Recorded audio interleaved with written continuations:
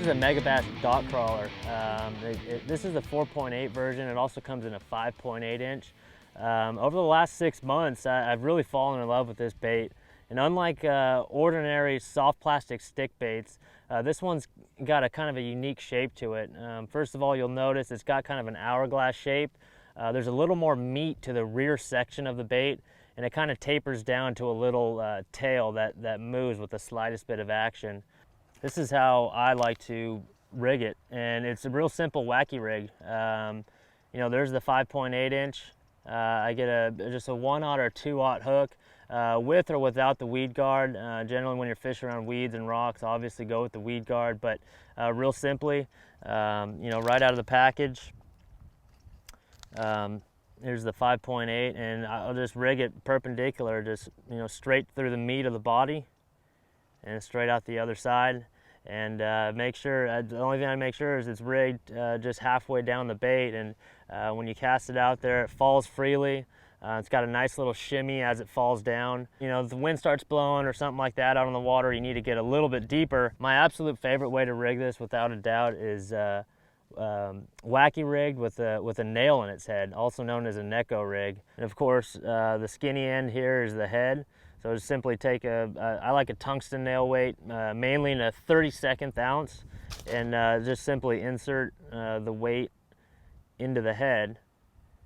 And not only does this give you a little more weight casting wise, but as the bait falls, it no longer falls horizontally like when it's weightless. It'll fall vertically, enabling you to fish down to 25-30 feet of water. Another way I like rigging the dot crawler, especially the 4.8 version, the smaller version, is just on a shaky head. And I don't really like the traditional round style head. I really like the dome style cutoff version. Opposed to a regular ball head, I feel like the dome head, as you're pulling it off, those slight subtle drops, whether it be a 6-inch drop or a 6-foot drop, it gives it a nice even glide. The front end of the dot crawler here has got a nice flat face to it. So I like simply just threading the 4.8 dot crawler onto the rear of that shaky head, right up flush there, and basically Texas rigging. It works great around cover, whether it be rocks, laydowns, or weeds.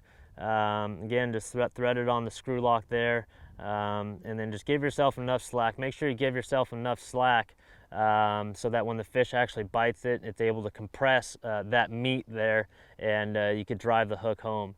Whether I'm fishing at weightless wacky or Neko rigged with a nail weight in its head, you want that bait to fall as freely as possible. So the lighter the line, the better. This here is an 8-pound fluorocarbon. This is Seaguar Tatsu to a 20-pound Seaguar Smackdown braided line. There's 2 rods I use when I'm wacky rigging a dot crawler, whether it be nail weighted or not. The first rod is going to be the F468, codenamed the Ronin. That one's awesome for dock skipping in and around docks, tight cover. At 6'8", you could be real accurate with it, but it's still that nice 4-power where you could haul the big ones out of that dock or whatever it might be.